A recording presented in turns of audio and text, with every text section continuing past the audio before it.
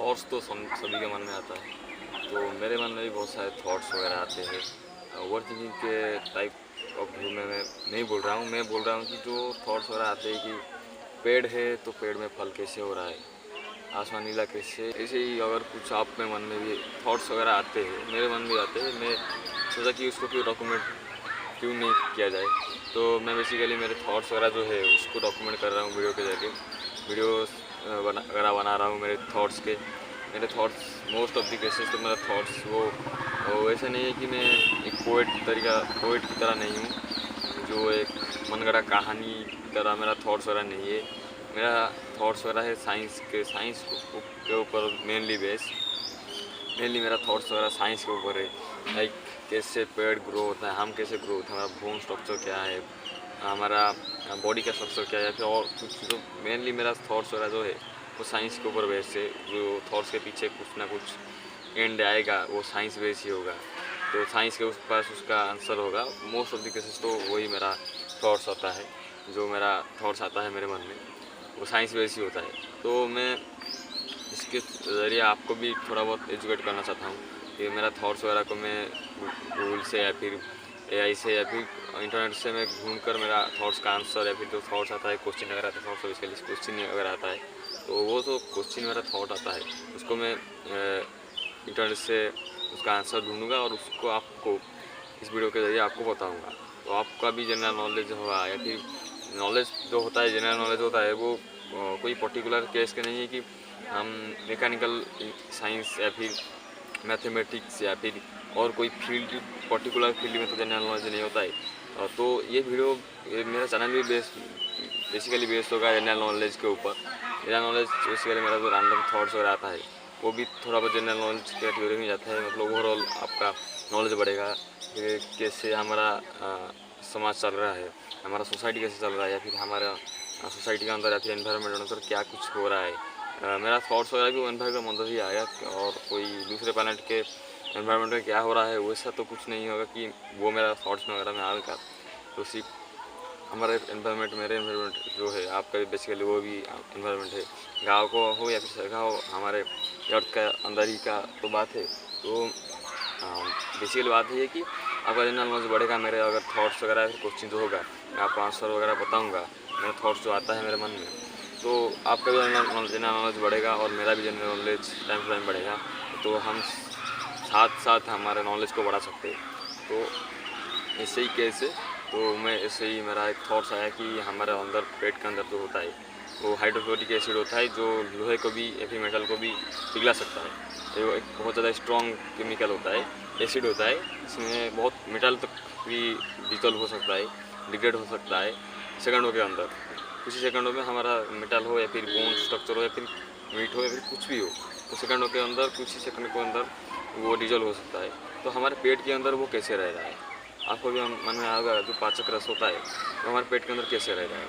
तो ऐसे ही मैंने थॉट्स आया था, तो मैंने गूगल किया, और एक रात पहले, कल की बात है, तो गूगल किया मैंने, इंटरनेट से ढूंढा, तो पता चला कि जो मेरे पेट में होता है, हमारे पेट में जो होता है, उनका पेट में जो हाइड्रोक्लोरिक एसिड होता है, पेट के अंदर जहाँ पर खाना पचता है वहाँ उसको डिजोल्व करता है, मतलब डिजोल्व करता है, उसको डिग्रेड करता है, उसको भी खाता है धीरे धीरे, उसको भी धीरे धीरे पचाता है। लेकिन हमको पता क्यों नहीं लगा करता, क्योंकि वो टाइम टू टाइम वो रिकवर हो जाता है। एवरी 3 to 4 days वो नया नया नया लेयर क्रिएट हो जाता है। उसकी वजह से हमारा पेट के अंदर जो स्ट्रक्चर वगैरह है वो डैमेज नहीं होता है। आपको वो बेसिकली समझ सकते हैं कि ये एक लेयर है, उसके अंदर था हाइड्रोक्लोरिक एसिड कॉन्ट्रैक्ट में था, धीरे धीरे डिजोल्व हो गया, उसके पीछे से और एक लेयर क्रिएट हो गया, ये डिजोल्व होने के बाद एक लेयर क्रिएट हो गया, धीरे धीरे ये लेयर क्रिएट होने का मतलब डिजोल्व होने के बाद ये लेयर पीछे से आ गया। ऐसे ही करके करके ऐसे मतलब सेम 2 ही लेयर नहीं है, तो सेम वैसी नया नया लेयर क्रिएट हो सकता है, हो चलता है।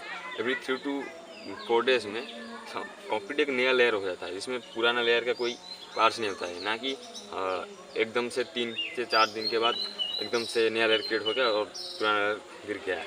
जैसे सांप उनका स्किन उतरते हैं, उससे नहीं है, वो उसके केस में होता है, लेकिन धीरे धीरे होता है। लाइक आप अगर देखे होंगे कोई इंटरनेट पे, इसमें एक दूध का क्लास होता है, उसमें हम पानी डालते हैं, यदि वीडियो बना रहे हैं वो पानी डालते हैं, धीरे धीरे वो मिल्क में जो है दूध में पानी मिलता है और धीरे धीरे वो निकल आता है। धीरे धीरे निकलने के बाद वहाँ पे कम्प्लीटली पानी रह जाता है, दूध नहीं रहता है। वैसे ही टाइम टू टाइम धीरे धीरे करके जो मिल्क का ग्लास होता है वो वाटर के ग्लास में मतलब कन्वर्ट हो जाता है। वैसे ही धीरे धीरे करके हमारा नया लेयर क्रिएट होता है और पेट के अंदर वो हो जाता है।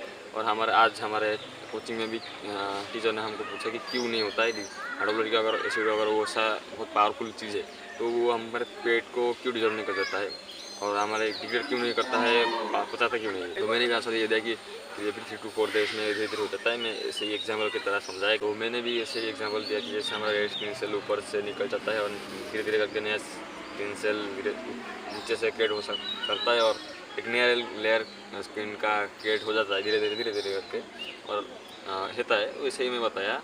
बाय द वे और एक चीज़ है कि हमारे 10 साल के अंदर हमारा पूरा बॉडी का स्ट्रक्चर जो होता है वो एक नया स्ट्रक्चर हो जाता है। मतलब धीरे धीरे करके डेड स्किन सेल निकल जाता है। लाइक हमारा एवरी स्किन सेल जो होता है स्किन जो सेल होता है वो मर जाता है। उसके बाद नया स्किन सेल क्रिएट होता है।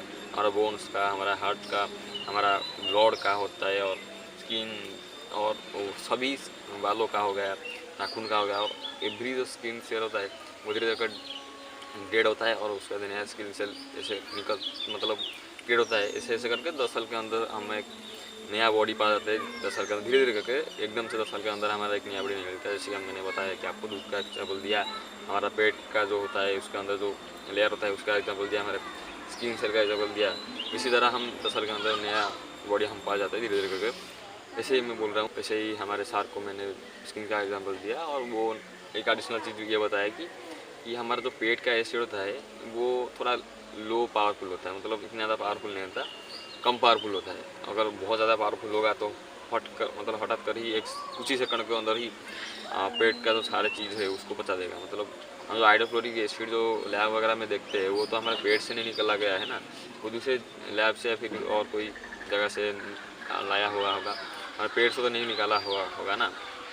तो वो पटास कर मतलब जल्दी करके पटास कर बोल रहा हूँ, वो जल्दी करके कुछ ही सेकंडों के अंदर मिटा दो है फिर और कुछ चीज़ों को डिजोल्व कर देता है। लेकिन हमारे पेट के अंदर जो होता है हाइड्रोक्लोरिक एसिड वो लो पावर वाला होता है, ज़्यादा पावरफुल नहीं होता। तभी हमारे जो इंटरनल ऑर्गन है वो सेफ रहता है और धीरे धीरे करके हमारा बॉडी भी उसको चलाते लगता है। मतलब नया नया स्किन से बैरियर करता रहता है। तो यही था वीडियो। अगर आपको कोई क्वेश्चन होगा तो कमेंट बता देना।